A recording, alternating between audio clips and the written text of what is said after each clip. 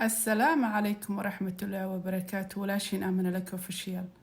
سلام كدب waxaan rabaa inaan ka hadlo khaladaad badan oo gabdhaha Soomaaliyeed ka dhacaan rabaa inaan videogan kaga hadlo dhowr arrimood oo ku arkay gabdhaha Soomaaliyeed una baahan inay iska saxaan haday macquul noqoto ay macquul tahay inay iska saxaan hadii la yiraahdo waxa jira akhlaaqiyan iyo diiniyan gabadha muslimadda waxyaabo looga baahan yahay baa jirta hadda ma sha Allah gabadha mar rabina wajigeeda idin tuso wanaag bay sheegaysaa khayr bay sheegaysaa laakiin waxba ka qaldan marka hore qofku waa inuu akhlaaqiyan tarbiyadiisa marka hore waa inuu saxo marka dadka wax u sheegaysid weeyaan fadhiga noocana gabadhan dhulkay fadhidaa labadeeda lagood aad bay u kala fog yihiin si aad u falxun bay u fadhidaa gabdho badan waan ku arkaa arintaas oo kale gabadha muslimadda akhlaaq ba looga baahan yahay ku fadhiisato waxa looga baahan yahay si tarbiyadaysan inay u fariisato lugaheeda inay isku dhaweyso si yar wanaag ku jira inay u fariisato laakiin gabdhaha sidan u soo fadhiista miidiyaha ama iyagoo dadka raba inay wax u sheegaan u soo fadhiista waxaan leeyahay waa khalad waxa laga yaabaa gabadhan inay arrinta khalad u arkaynin laakiin haddii videogan gaaro isa sax insha Allah xumaan kuma hadlayso wax fiican baa sheegaysaa khayr baa sheegaysaa ilaahay kula garab galo laakiin arrintan oo kale iska ilaali fadhigaaga hagaaji fadhiga noocan oo kale waa khalad gabar inay saa u soo fariisato miiriyaha u soo fariisato ay u soo maaragtay inaan ka xishoonin waa laga fiican yahay waa asluub iyo akhlaaq baa gabadha muslimadda looga baahan yahay haddaad wax sheegayso wax wanaagsan sheeg adoo wixii sheegayana haddana isku day inaad maaragtay si edeb leh u fadhiisatid sidan oo kale waa khaladaadka aan ku arkay gabdhaha Soomaaliyeed kuwa kale aan ku arkay waxa kamid ah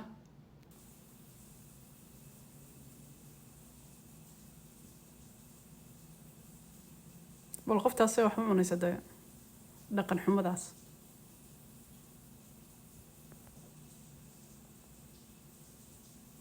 ninkan isaga wax iska cuno saasuu iska yahay gabadha maxay inuu xushoon weyday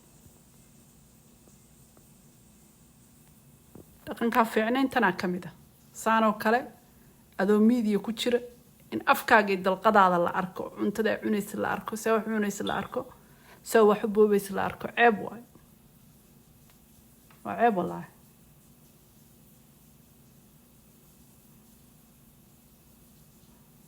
فيري وأخلاقيا قبل مسلمات وحنا الناس كإلالسو من كان ميريو كشرحنا يا عطاش حكم يقول لك يا ذا نحشوته هاد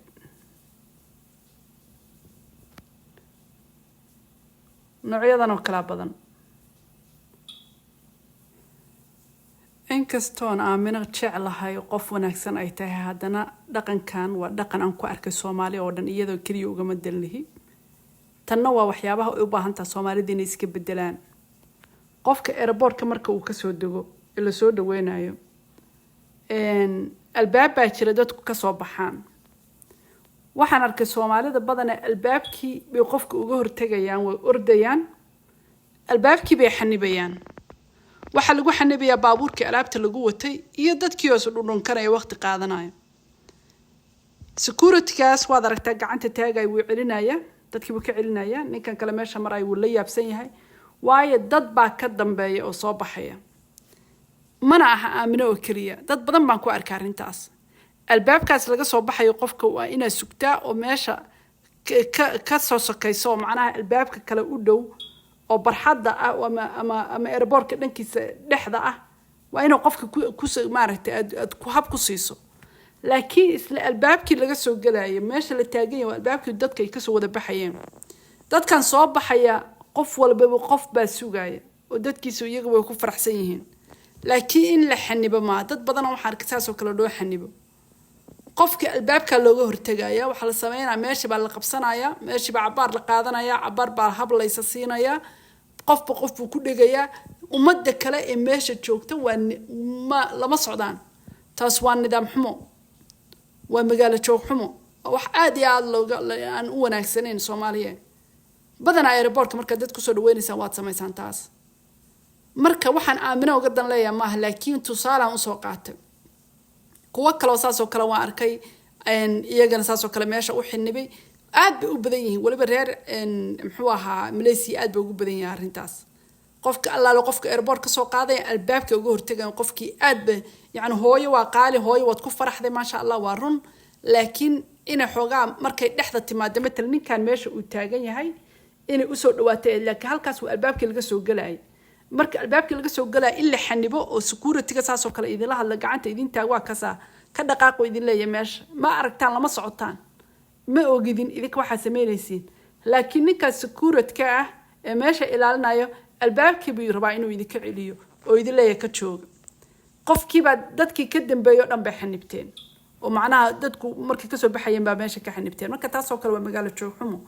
وإن لسكيل عليه إيربورك لفتر كيسة مركي قف كل وسود وينايو ما ربضنا الصومالي ده وحركي إن حيساي كو قبطان برامبراي كو قبطان ومدي يوم بي مشغوليان